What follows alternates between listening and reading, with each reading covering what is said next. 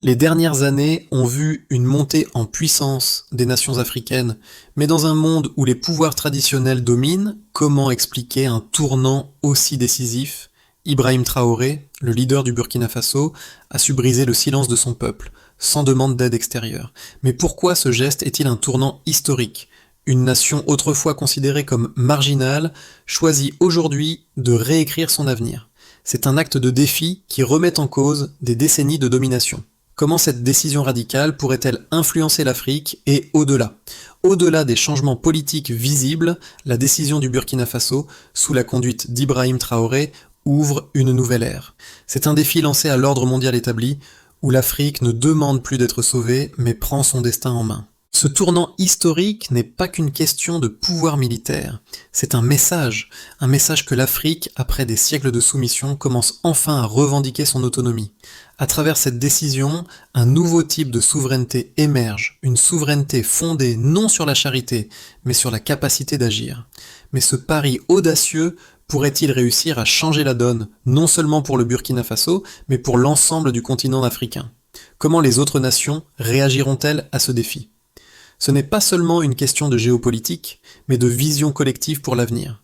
Et à travers les yeux de Traoré, ce défi pourrait bien être celui qui redéfinit l'Afrique moderne. Le 1er janvier 2021, un événement discret mais décisif a secoué l'Afrique de l'Ouest. Le Burkina Faso, un pays longtemps négligé sur la scène internationale, a pris une décision qui allait faire basculer les attentes traditionnelles.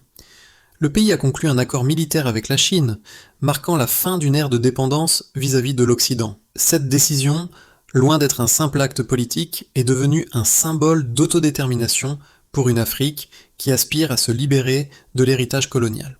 Ibrahim Traoré, jeune président, a ainsi décidé d'agir dans le silence. Aucun discours officiel n'a été prononcé, aucune signature médiatisée, mais dans ce silence, le monde entier a entendu le fracas d'une ancienne domination qui se fissurait.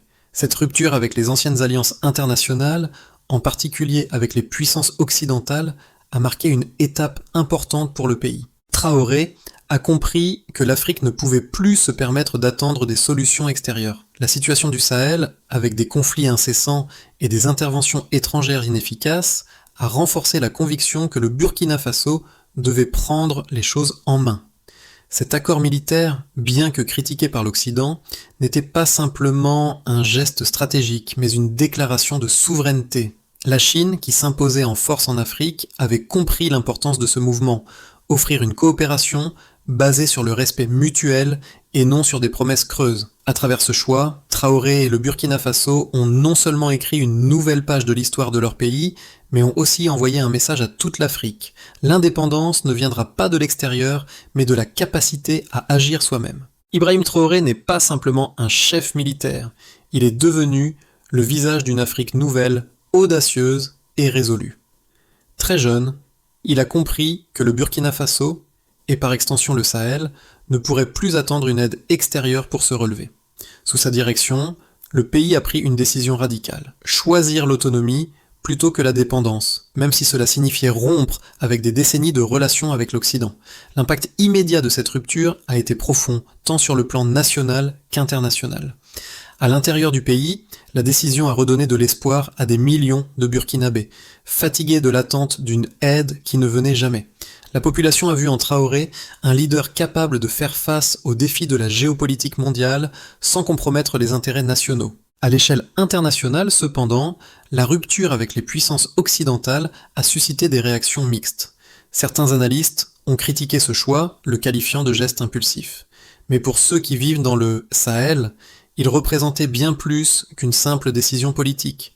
C'était un signal fort de la fin d'une ère de soumission, un message à l'Occident qu'il était temps de traiter l'Afrique non pas comme un bénéficiaire passif, mais comme un acteur majeur capable de définir ses propres termes de coopération.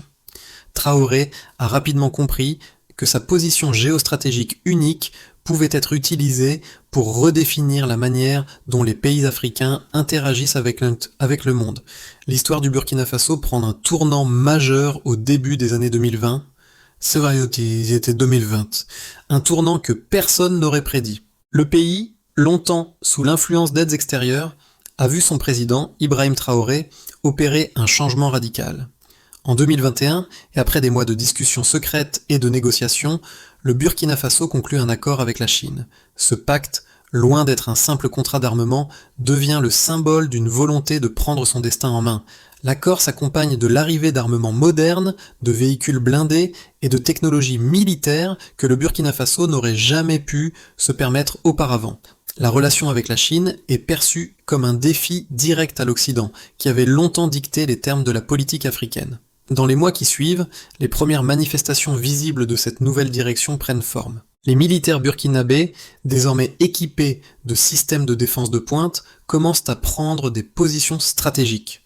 Les frontières, autrefois vulnérables, sont désormais protégées par des technologies de surveillance sophistiquées. Mais cet acte militaire n'est que la partie émergée de l'iceberg. L'impact réel se fait sentir dans la société civile, où la population commence à voir la Chine non pas comme une puissance impérialiste, mais comme un partenaire offrant des solutions concrètes, loin des promesses creuses de l'Occident. Cependant, l'annonce de l'accord a immédiatement provoqué une onde de choc à l'international. Les diplomates occidentaux, accoutumés à dicter les règles, ont exprimé leurs préoccupations, se demandant si ce n'était pas le début d'un bouleversement plus large dans la région. Mais ce qu'ils n'avaient pas anticipé, c'était la force du message porté par Traoré. L'Afrique peut se défendre elle-même. Ce pacte a non seulement bouleversé l'ordre politique du Burkina Faso, mais il a aussi perturbé les relations géopolitiques en Afrique de l'Ouest. En quelques mois, des leaders d'autres nations, du Mali au Niger, ont commencé à envisager des approches similaires. Le Burkina Faso était devenu l'exemple d'un pays qui choisit de ne plus attendre la permission d'agir. Au fur et à mesure que l'influence de Traoré grandit, d'autres événements viennent confirmer la solidité de sa vision. L'accord avec la Chine s'accompagne d'une série de réformes économiques, d'investissements dans les infrastructures locales et d'un programme éducatif visant à réduire la dépendance au savoir-faire étranger. Le pays ne cherche plus à recevoir des aides, mais à établir des partenariats mutuellement bénéfiques. La relation avec Pékin devient un modèle de coopération pragmatique. Les ressources naturelles, auparavant sous-exploitées, commencent à être extraites et valorisées avec une expertise locale renforcée par l'aide technique chinoise. Ce changement dans les relations internationales, cependant, n'est pas sans risque. Les tensions avec les puissances occidentales continuent de croître. Les sanctions sont évoquées, mais Traoré persiste, convaincu que l'avenir du Burkina Faso réside dans sa capacité à se tenir debout seul. Dans les années qui suivent, les autres nations africaines observent attentivement ce développement, se demandant si elles aussi pourraient prendre exemple sur le Burkina Faso. Ce n'est qu'une question de temps avant que le continent tout entier ne redéfinisse sa place dans le monde.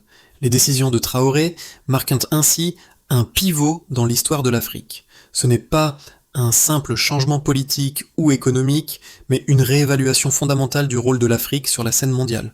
Le Burkina Faso, une nation autrefois perçue comme périphérique, se transforme en acteur principal, défiant les attentes et prouvant que le changement peut venir de l'intérieur. Les preuves de la transformation du Burkina Faso sous la direction d'Ibrahim Traoré sont indéniables, tant sur le plan économique que militaire. Tout d'abord, l'accord avec la Chine a permis au pays de moderniser son armée avec des équipements militaires de haute technologie. En 2021, le Burkina Faso a reçu des systèmes de missiles SR5, des véhicules blindés VN-22B et des artilleries automotrices, un lot d'équipements d'une valeur estimée à plusieurs centaines de millions de dollars.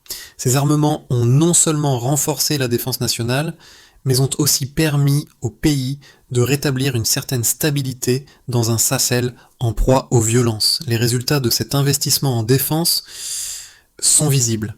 Les attaques terroristes ont diminué de 15% dans les zones les plus touchées, selon les données du gouvernement, ce qui montre l'efficacité des nouvelles technologies militaires dans la sécurisation des frontières. De plus, le Burkina Faso a connu une amélioration de sa position dans les classements de sécurité de la région, passant de la 7e à la 3e position parmi les pays les plus sûrs de l'Afrique de l'Ouest en seulement 3 ans. Cet effet direct de l'investissement militaire renforce l'idée que la souveraineté, tant politique que militaire, est le seul moyen de garantir une paix durable. Sur le plan économique, l'impact de la coopération avec la Chine a été tout aussi impressionnant. En 2022, la croissance économique du Burkina Faso a atteint 6,5%, un chiffre nettement supérieur à la moyenne régionale de 3,1%. Ce taux de croissance a été stimulé par des investissements directs étrangers, IDE, principalement dans les secteurs de l'énergie, de l'agriculture et des infrastructures. Le pays a également signé plusieurs accords de coopération en matière d'exploitation minière, notamment pour l'or, une de ses ressources les plus précieuses. Ces investissements ont permis au pays de développer des infrastructures essentielles, telles que des routes, des ponts et des centrales électriques, contribuant à une réduction significative de la dépendance vis-à-vis des pays occidentaux. En 2023, les exportations du Burkina Faso ont augmenté de 20%, avec une forte demande pour l'or et les produits agricoles. Le pays est devenu l'un des plus grands producteurs d'or d'Afrique, grâce à la modernisation de ses infrastructures et à une meilleure gestion de ses ressources naturelles. Ce boom économique a permis d'améliorer les conditions de vie de la population, réduisant le taux de pauvreté de 7% en seulement 2 ans, selon les statistiques officielles. Enfin, l'un des aspects les plus frappants de cette évolution a été l'augmentation de l'indépendance alimentaire du Burkina Faso. Le pays a connu une augmentation de 12% de sa production agricole, particulièrement dans le secteur du riz et du coton, qui ont bénéficié d'investissements dans les techniques agricoles modernes. Cette augmentation a non seulement réduit la dépendance du pays à l'aide humanitaire, mais a également permis à de nombreuses familles rurales de sortir de la pauvreté. Ce modèle de développement, soutenu par un investissement militaire et économique stratégique, démontre que le Burkina Faso est en train de devenir un acteur régional de plus en plus influent, prêt à défier les paradigmes traditionnels de la géopolitique africaine. Le Burkina Faso et Ibrahim Traoré ne sont pas seuls dans leur quête de souveraineté et de modernisation. Plusieurs autres pays de la région Sahel ont également suivi des trajectoires similaires, cherchant à se libérer de l'influence extérieure tout en renforçant leur autonomie. Mais une question persiste. La coopération avec la Chine est-elle véritablement une solution viable à long terme pour ces nations ? Certains critiques soutiennent que cette collaboration pourrait en fin de compte aboutir à une forme de néocolonialisme où la Chine exercerait un contrôle indirect sur les ressources naturelles et l'infrastructure des pays partenaires. Selon eux, cette dépendance à un seul partenaire étranger pourrait rendre ces pays vulnérables à des pressions économiques ou politiques, en particulier si la Chine modifie sa stratégie en Afrique. Cependant, les partisans de la politique de Traoré soulignent que l'Afrique n'a jamais eu le luxe de choisir ses partenaires. Le passé colonial, les longues décennies de dépendance à l'aide occidentale et la faiblesse des institutions locales ont laissé l'Afrique dans une position où elle devait accepter des conditions imposées par des puissances extérieures. Le choix de la Chine, selon ses partisans, n'est pas un acte d'aliénation, mais une manière pragmatique de diversifier les relations internationales et de rétablir l'indépendance. L'Asie, en particulier la Chine, a été un acteur majeur de l'aide au développement en Afrique, souvent sans les conditions politiques strictes imposées par l'Occident. Ainsi, les relations avec la Chine pourraient être perçues comme un choix stratégique pour un développement autonome et rapide, dans un environnement où l'Afrique est traditionnellement en position de demande. D'autre part, certains experts mettent en garde contre les risques d'une dépendance accrue à la Chine, notamment en ce qui concerne les prêts et l'influence politique.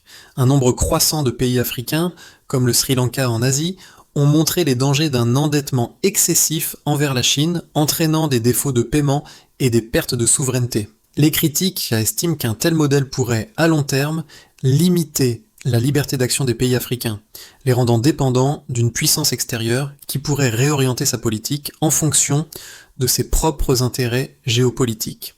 Il est donc essentiel de se demander si la stratégie de Traoré et du Burkina Faso, qui consiste à utiliser les ressources extérieures pour stimuler la croissance, ne risque pas de se retourner contre eux à long terme. Une indépendance réelle passe-t-elle par une diversification de ses partenaires ou peut-elle être atteinte en s'appuyant sur un seul acteur, aussi puissant soit-il ?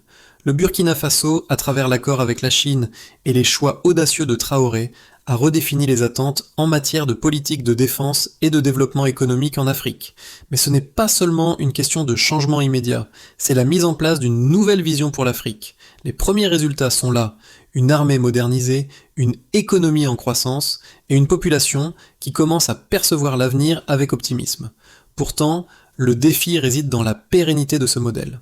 Traoré, bien que respecté pour ses choix stratégiques, doit maintenant gérer les conséquences de cette rupture avec l'Occident, tout en équilibrant les relations avec la Chine pour éviter de tomber dans une nouvelle forme de dépendance. À ce stade, une question centrale se pose. Le Burkina Faso pourra-t-il maintenir son indépendance tout en continuant à s'appuyer sur la coopération chinoise, ou ce modèle risquera-t-il de se retourner contre lui dans le futur ? Traoré devra faire face à des défis internes et externes qui détermineront si ce tournant géopolitique marquera le début d'une véritable ère nouvelle pour l'Afrique, ou s'il ne s'agira que d'une phase transitoire vers une nouvelle forme de dépendance. Le choix de Traoré et du Burkina Faso d'opérer un virage stratégique en s'engageant avec la Chine a eu des répercussions bien au-delà des frontières du pays. D'abord sur le plan militaire, la modernisation des forces armées a permis au Burkina Faso de mieux sécuriser ses frontières et de réduire la menace terroriste dans le Sahel. Cette dynamique a inspiré d'autres pays de la région, notamment le Mali et le Niger, qui ont commencé à renforcer leur propre autonomie en matière de défense. Dans ce contexte, l'armée des États du Sahel, AES, a vu le jour, un pacte informel de coopération militaire entre ces nations, visant à se défendre collectivement sans l'intervention de forces extérieures. Le Burkina Faso est devenu le moteur de cette nouvelle alliance, démontrant qu'une Afrique unie, prête à se défendre et à résoudre ses problèmes de manière autonome, peut avoir un impact réel sur la stabilité régionale. Cependant, l'une des conséquences les plus notables de ce changement géopolitique est le rôle croissant de l'Afrique sur la scène mondiale. L'Occident, qui avait longtemps considéré l'Afrique comme un réservoir de ressources à exploiter et un terrain de soutien politique, doit désormais repenser ses stratégies. La décision du Burkina Faso a montré que les pays africains peuvent redéfinir les termes de leurs relations internationales. Bien que la coopération avec la Chine soit critiquée par certains comme une forme de néocolonialisme, elle a aussi permis de souligner que l'Afrique cherche des partenariats basés sur des intérêts communs et un respect mutuel, plutôt que des relations de dépendance.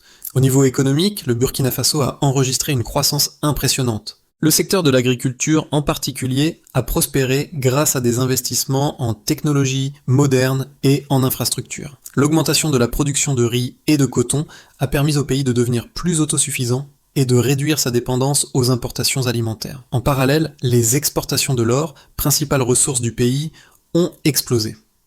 En 2022, le Burkina Faso est devenu l'un des plus grands producteurs d'or d'Afrique de l'Ouest, augmentant ses exportations de 25% par rapport à l'année précédente. Ces gains ont permis au gouvernement de mieux financer ses programmes sociaux et d'améliorer les conditions de vie des Burkinabés. Pourtant, cette évolution n'a pas été sans risque. L'un des défis majeurs reste de maintenir l'équilibre entre la souveraineté et la dépendance à un seul partenaire économique, en l'occurrence la Chine. En 2023, des voix se sont élevées pour critiquer la lenteur de l'industrialisation locale et la montée de la dette envers la Chine, soulevant des questions sur la viabilité à long terme de ce modèle. La question reste ouverte.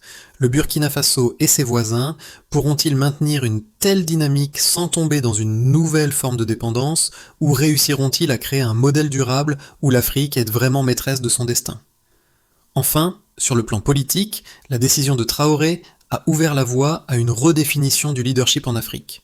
Les jeunes dirigeants africains, inspirés par l'audace de Traoré, commencent à remettre en question l'ordre ancien et à revendiquer leur place sur la scène mondiale. Le Burkina Faso est devenu un exemple de ce que l'Afrique pourrait accomplir si elle réussit à s'unir et à prendre en charge ses propres affaires sans se laisser dicter sa politique par des puissances extérieures. Les 6 à 12 prochains mois s'annoncent cruciaux pour le Burkina Faso et pour toute la région du Sahel.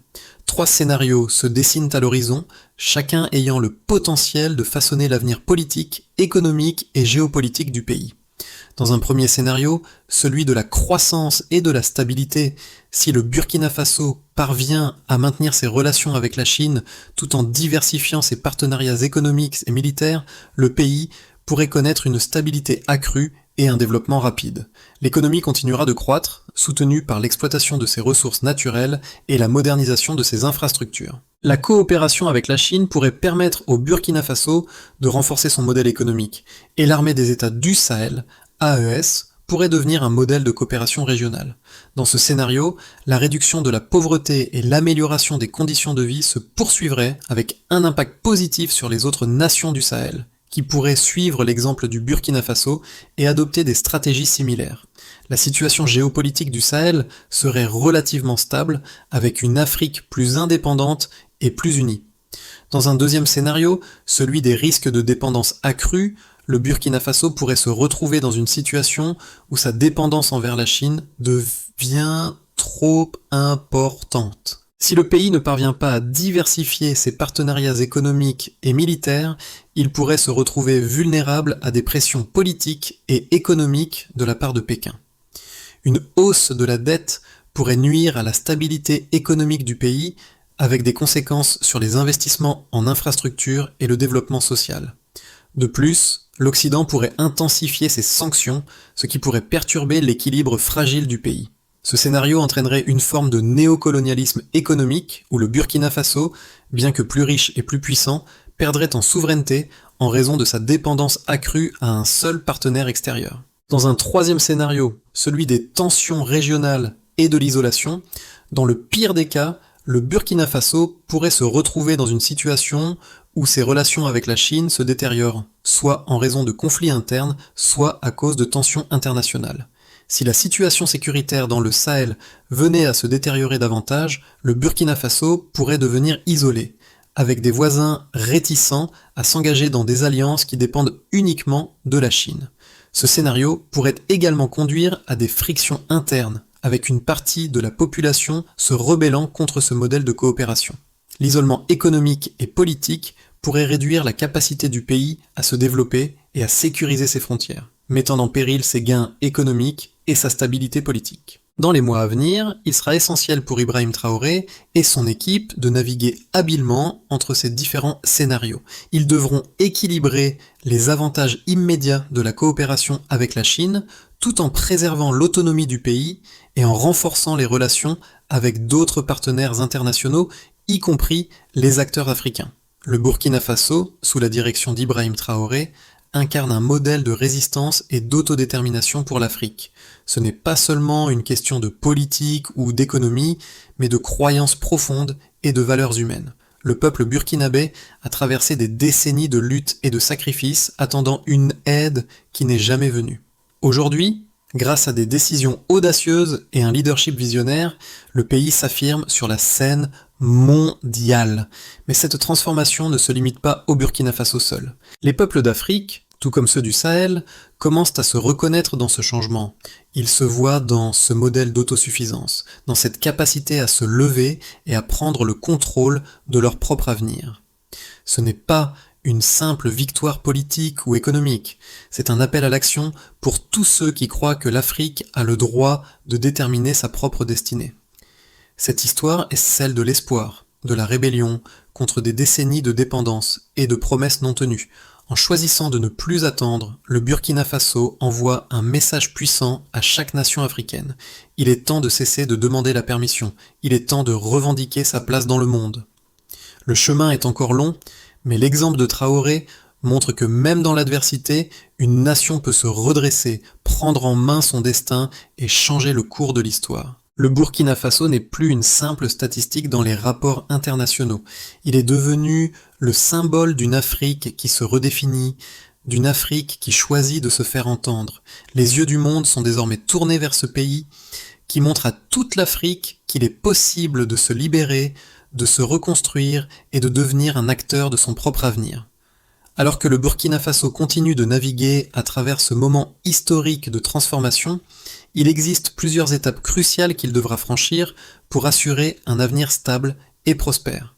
Le processus de changement ne se limite pas à des décisions politiques, mais nécessite des stratégies concrètes pour garantir la pérennité de l'autonomie du pays tout en renforçant son développement interne. Tout d'abord, le Burkina Faso doit absolument éviter de se retrouver dans une situation de dépendance excessive vis-à-vis de la Chine. Pour ce faire, il est impératif d'élargir ses partenariats en Afrique et ailleurs, en recherchant une coopération mutuellement bénéfique avec d'autres puissances émergentes tout en préservant son indépendance politique et économique. Cela inclut également l'approfondissement des relations avec ses voisins du Sahel pour renforcer l'Alliance des États du Sahel, AES. Ensuite, le pays doit poursuivre ses efforts pour diversifier son économie, notamment dans les secteurs agricoles et industriels. Il doit investir dans la modernisation de ses infrastructures locales et dans la formation de sa jeunesse, afin de créer une main-d'œuvre qualifiée et capable de soutenir l'industrialisation et l'innovation. L'accès à des technologies de pointe, notamment en matière d'énergie renouvelable, pourrait être un vecteur clé pour le développement durable du pays. Enfin, un autre volet essentiel est de continuer à renforcer la sécurité nationale, tout en soutenant l'armée des États du Sahel pour contrer les menaces terroristes. Cette coopération régionale permettra non seulement de protéger les frontières du Burkina Faso, mais aussi de maintenir la stabilité dans tout le Sahel. En appliquant ces stratégies, le Burkina Faso pourrait non seulement assurer sa propre sécurité et prospérité, mais également devenir un modèle pour d'autres nations africaines en quête d'autonomie et de développement durable.